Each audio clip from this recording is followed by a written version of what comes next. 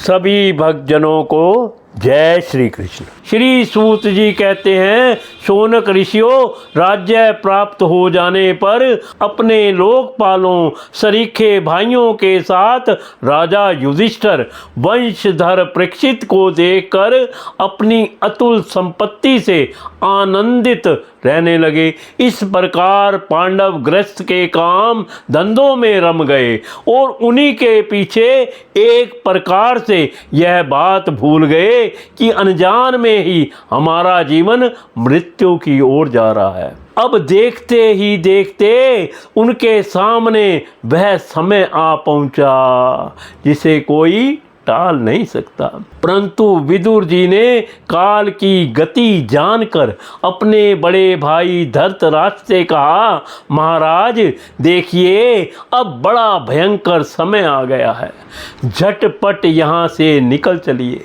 हम सब लोगों के सिर पर वह सर्वसमर्थ काल मंडराने लगा है जिसके टालने का कहीं भी कोई उपाय नहीं है। काल के वशीभूत होकर जीव का अपने प्रियतम प्राणों से भी बात की बात में वियोग हो जाता है।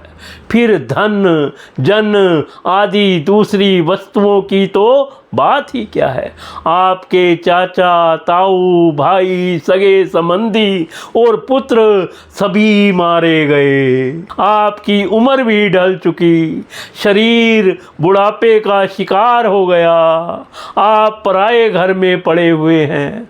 आत्मा चाजरया ग्रस्ता पर ग्रहं मुपाससे अहो महिषसी जंतो जीवत दाशा यथा भवान भीमा पवजितम पिंड माद्युते ग्रहपाल व्रता अग्नि श्रेष्यो दतस्य गरो दाराशस्य दूधती।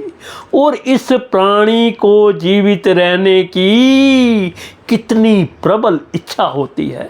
इसी के कारण तो आप भीम का दिया हुआ टुकड़ा खाकर कुत्ते का सा जीवन बिता रहे हैं। जिनको आपने आग में जलाने की चेष्टा की, विष देकर मारना चाहा, भरी सभा में जिनकी विवाहिता पत्नी को अपमानित किया, जिनकी भूमि और धन छीन लिए, उन्हीं के अन्न से पले हुए प्राणों को रखने में क्या गौरव है।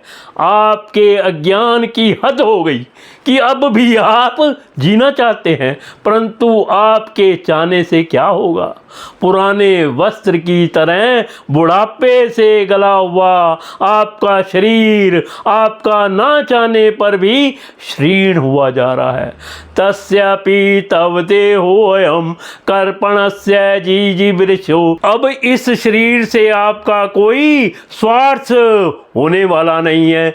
इसमें फंसिए मत, इसकी ममता का बंधन काट डालिए। जो संसार के संबंधियों से अलग होकर उनके अनजान में अपने शरीर का त्याग करता है, वही धीर कहा गया है। चाहे अपनी समझ से हो या दूसरे के समझाने से। जो इस संसार को दुख रूप समझकर इससे विरक्त हो जाता है और अपने अंतःकरण को वश में कर हृदय में भगवान को धारण कर संन्यास के लिए घर से निकल पड़ता है, वही उत्तम मनुष्य है। इसके आगे जो समय आने वाला है वह प्राय मनुष्यों के गुणों को घटाने वाला होगा। इसलिए आप अपने कुटुंबियों से छिपकर उत्तराखंड में चले जाइए। जब छोटे भाई विदुर ने अंधे राजा धृतराष्ट्र को इस प्रकार समझाया, तब उनकी प्रजा के नेत्र खुल गए। वे भाई बंधुओं को स्वद स्नेह पाशों को काट कर अपने छोटे भाई विदुर के दिखलाए हुए मार्ग से निकल पड़े। जब परम पवित्रता सुबली नंदिनी गंधारी ने देखा कि मेरे पति देव तो उस हिमालय की यात्रा कर रहे हैं